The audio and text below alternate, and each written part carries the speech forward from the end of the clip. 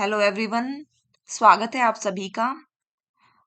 आज की हमारी इस वीडियो में हम पढ़ेंगे new criticism, intentional fallacy and effective fallacy. क्योंकि इंटेंशनल फैलेसी और इफेक्टिव फैलेसी को पढ़ने के लिए सबसे पहले जरूरत है न्यू क्रिटिसिज्म को पढ़ने की। न्यू क्रिटिसिज्म सबसे पहले शुरू हुआ था 1929 में फ्रांस में। ये जो टर्म है ये जेई स्पिंगर्न ने दी थी एक लेक्चर के मिड में।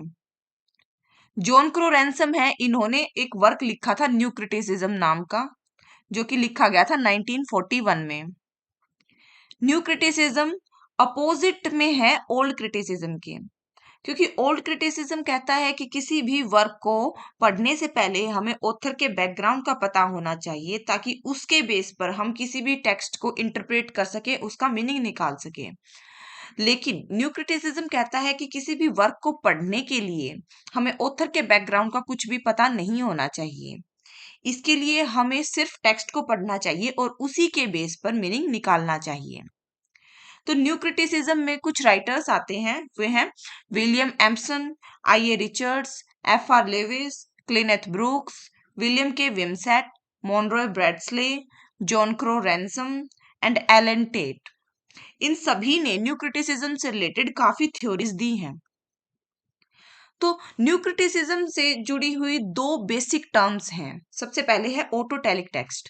ऑटोटेलिक टेक्स्ट का मतलब होता है कि जो भी मीनिंग हमें निकालना है वो टेक्स्ट खुद देगा, ना कि ऑथर का बैकग्राउंड देगा। जैसे ही हम टेक्स्ट को पढ़ेंगे तो टेक्स्ट अपना मीनिंग खुद ब खुद हमें प्रेजेंट करेगा, बस जरूरत है हमें उसको समझने की। सेकंड टर्म है क्लोज रीडिंग। क्लोज रीडिंग का मतलब है कि हमें किसी भी वर्क को पढ़ने के लिए उसको क्लोजली पढ़ना होगा, उसकी सारे पैराग्राफ, उसका राइटिंग स्टाइल, उसमें किस तरह की डिवाइसेस यूज हुई हैं, उन सभी चीजों को हमें ध्यान से पढ़ना होगा, ताकि हम उसका बिल्कुल सही मीनिंग निकाल सकें। तो आगे वर्क है वर्बल आइकन, जो कि लिखा था विलियम के विमसेट और मॉनरॉय ब्रैडस्ले ने 1954 में। यह एक एसे कलेक्शन है जिसके अंदर कई सारे एसेज आते हैं।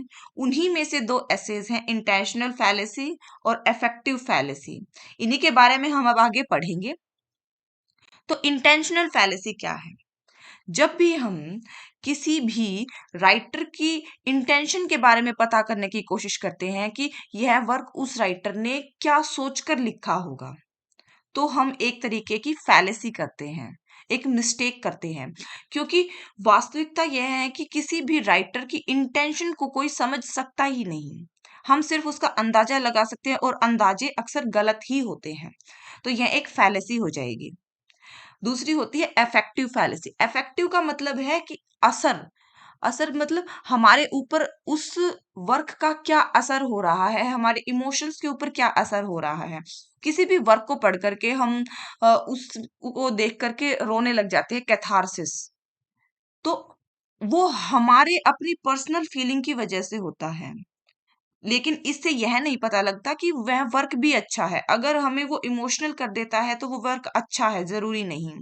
और ऐसे ही किसी वर्क को देख करके हम खुश हो जाते हैं, तो इसका मतलब भी नहीं है कि वह वर्क अच्छा है, क्योंकि वो हमारी पर्सनल बैकग्राउंड पे डिपेंड करता है कि उसके पीछे हमारी क्या फीलिंग्स जुड़ी हुई है।